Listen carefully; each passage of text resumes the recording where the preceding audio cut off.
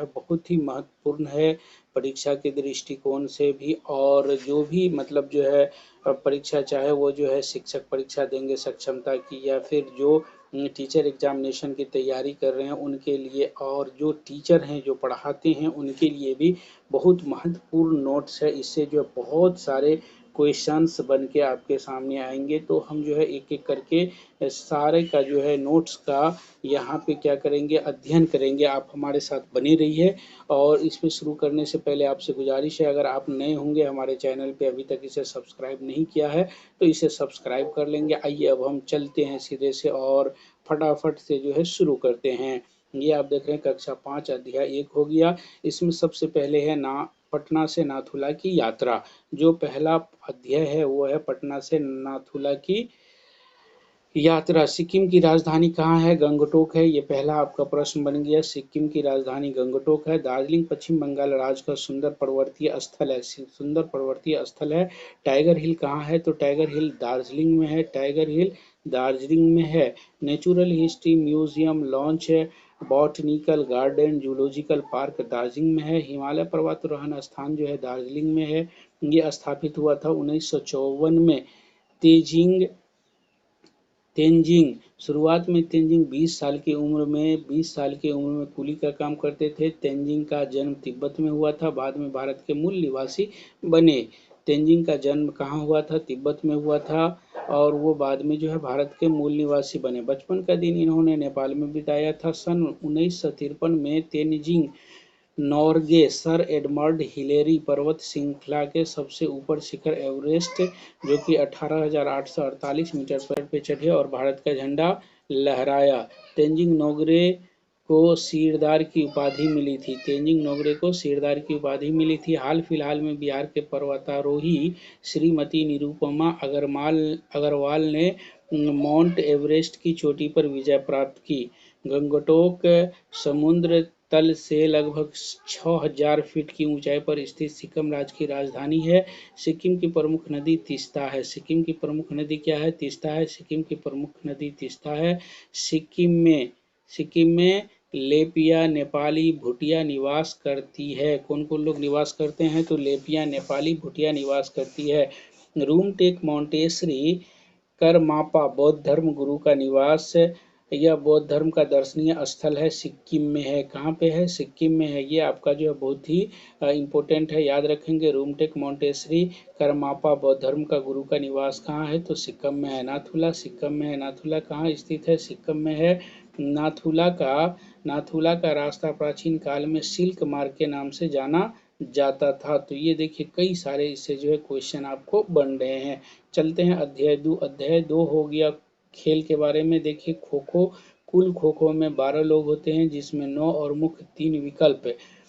उसके बाद जो है मार्शल आर्ट एक युद्ध कला है। जापान का सुमो हो गया। सिख धर्म का जो प्रमुख खेल है वो गतका है। गतका एक मार्शल आर्ट है। यह सिख धर्म से जुड़ा हुआ है। गुरु गोविंद सिंह ने सिख समुदाय को सैन्य रूप दिया था। गतका सिख के सैन्य रूप का हिस्सा है।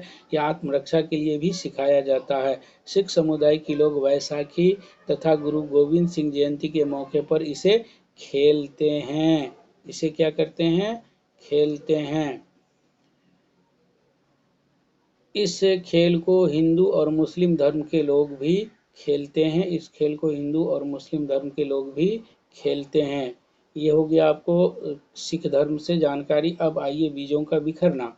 बीजों का बिखरना जैन धर्म के 24वें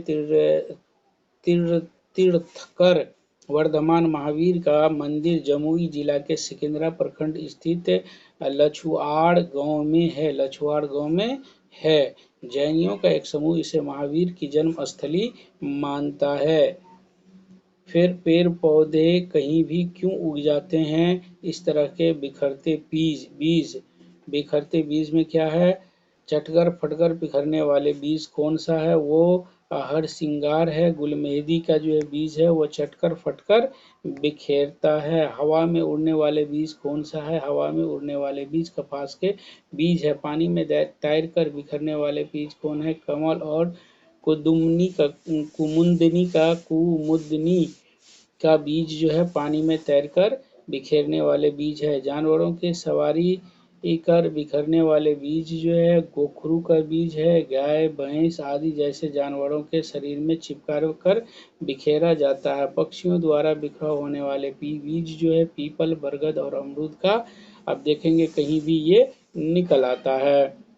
चलिए अध्याय 4 पे हम चलते हैं। अध्याय 4 हो गया हर्बेरियन, एक वनस्पति संग्रहालय की तरह होता है जिसमें पेड़ों और घास के पत्ती या पेड़ पौधे के मुख्य अंश को अच्छी तरह से संग्रहित किया जाता है।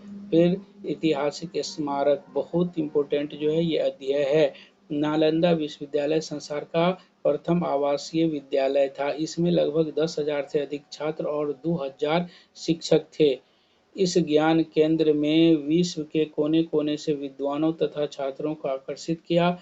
कोरिया, जापान, चीन, तिब्बत, इंडोनेशिया तथा तुर्की के छात्र यहाँ आए। 8वीं से 12वीं शताब्दी, ये याद रखेंगे, 8वीं से 12वीं शताब्दी के बीच इसका उत्कर्ष काल था। चीनी यात्री वेनसोंग यहाँ आकर पढ़े थे।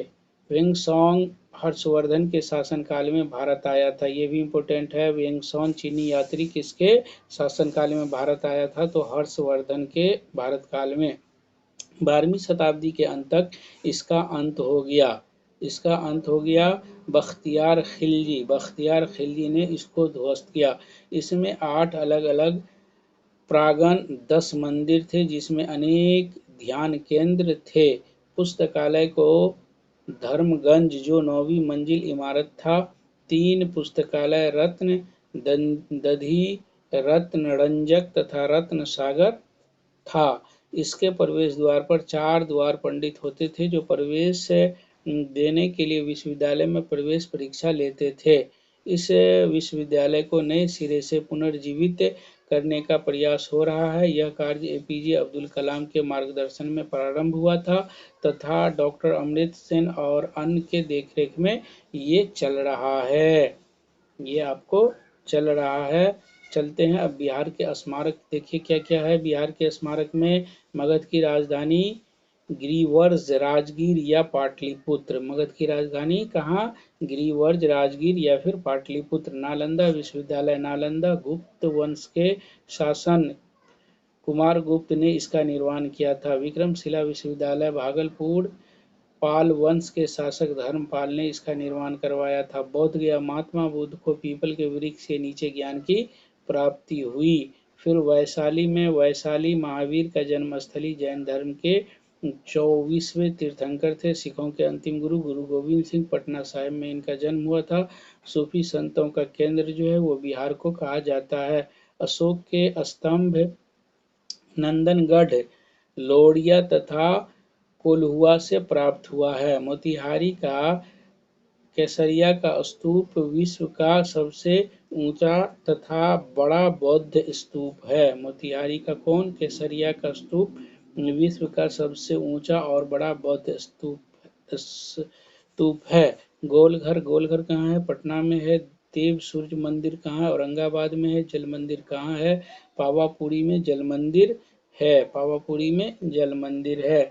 महाबोधि मंदिर कहाँ है? तो गया में महाबोधि मंदिर है। नोट, नालंदा विश्वविद्यालय के निर्माण में ईंट, पत्थर आदि का इस्तेमाल किया गया है। सीमेंट की जगह सुर्खी, चूना, ऊदर की छाल, गोवा तथा गोंद आदि का प्रयोग किया गया। चलते हैं अध्याय 6 पे, देखते हैं सिंचाई के साधन। सिंचाई के साधन, कौन सी फसल को ज्यादा पानी चाहिए, या किस मौसम में बोया जाता है? खरीफ जून जुलाई में बोया जाता है, सितंबर अक्टूबर में काटा जाता है। कौन सी फसल में कम पानी चाहिए, यह किस मौसम में बोया जाता है? रबी अक्टूबर नवंबर में बोया जाता है और जनवरी फरवरी में काटा जाता है। परंपरागत रूप से लोग नदियां, तालाब और कुएं से सिंचाई करते थे, लेकिन अब नलकूप, बोरिया आदि जैसे अन्य भी साधन हैं। चलते हैं 7वां अध्याय पे। 7वां अध्याय क्या हो गया आपको?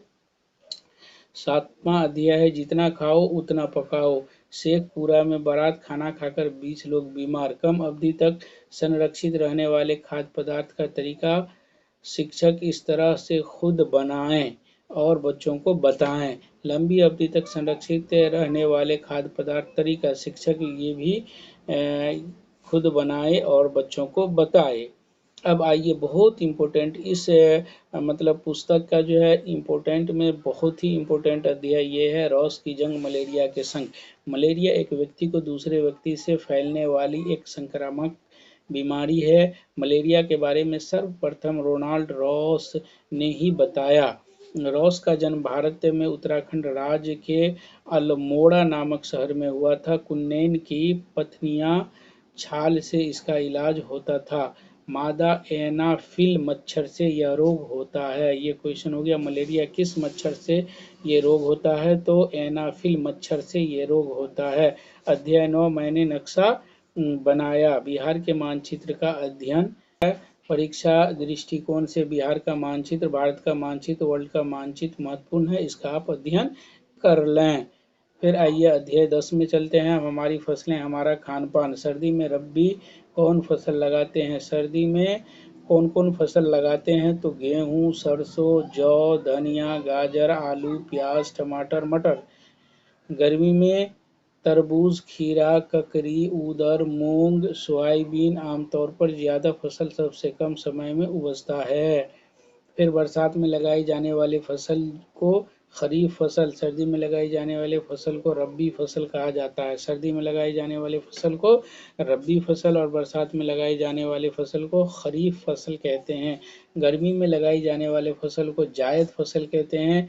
बिहार का मानचित्र पर आधारित सवाल भी आए। पर्यावरण विषय में इस पर आधारित अधिक प्रश्न, कोई प्रश्न नहीं दिया था। चलिए आगे बढ़ते हैं हम।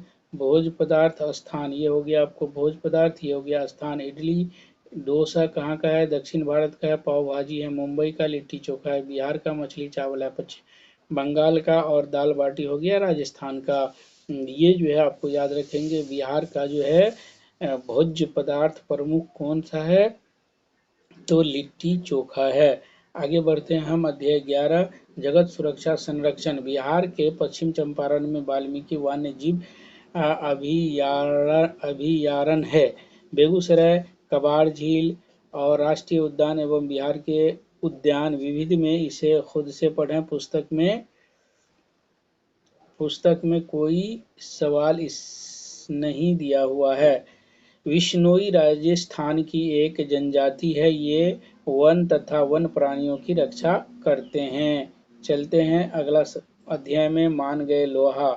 विश्व विकलांगता दिवस कब मनाया जाता है? 3 दिसंबर को। ब्रेल लिपि एक खरे आयताकार प्लेट में 6 बिंदुओं को उभारकर लिखा जाता है। नेत्रहीन बच्चे इसे उभरे हुए बिंदुओं को उंगलियों के स्पर्श से समझ जाते हैं। 13वां अध्याय, पानी और हम है। पानी कहाँ से लाते हैं? कुआं से, नल से, हैंडपैप से, नहर से। बिहार में भयंकर बाढ़ कब आया था? 18 अगस्त 2008 को आया था। सूरज एक काम अनेक।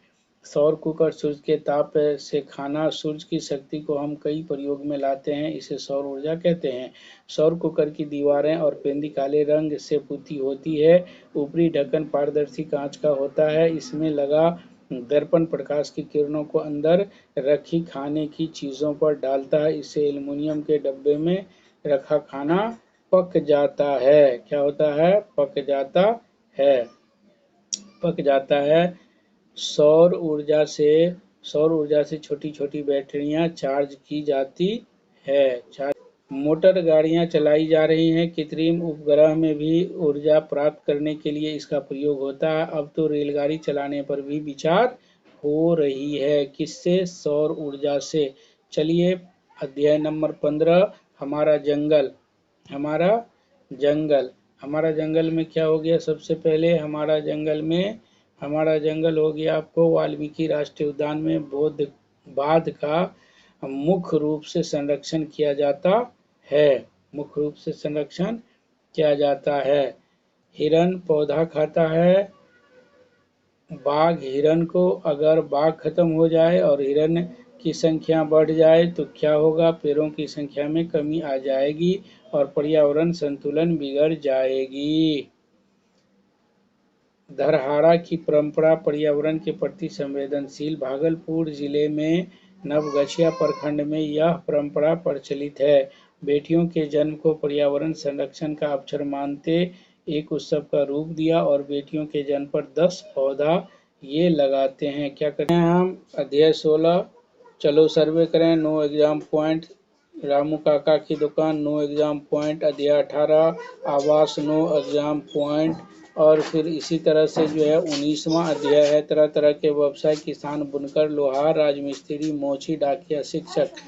रामपुर वाले चाचा की शादी 20वां अध्याय हो गया ये आपको।